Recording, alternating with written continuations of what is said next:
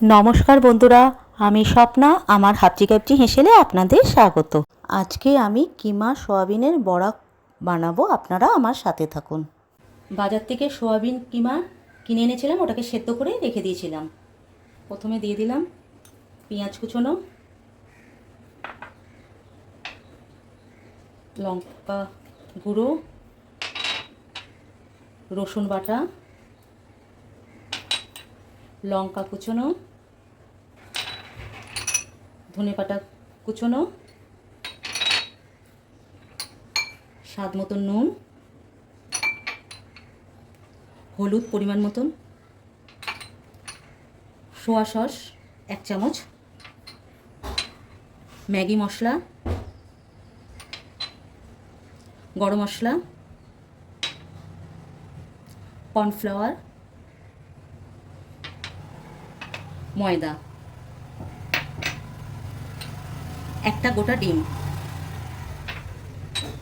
1 চামচ মাখন।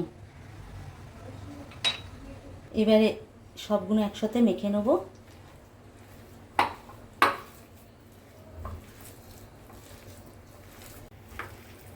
ভালো করে চটকে চটকে মেখে নিতে হবে।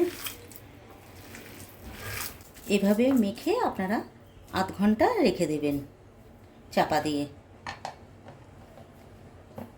কড়া গরম হয়ে গেছে, তেল দিয়ে দিলাম। তেল গরম হয়ে গেছে,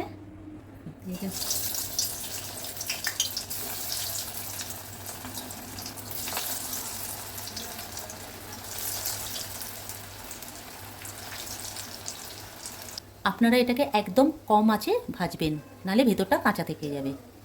1 পিঠ ভাজা হয়ে গেছে, আমি উল্টে দিলাম।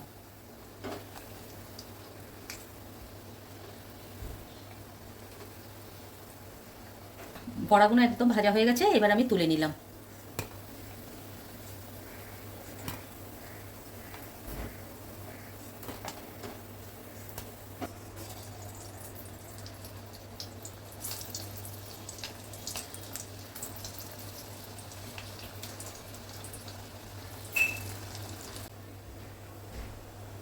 এইভাবে সব আমি ভেজে নিলাম।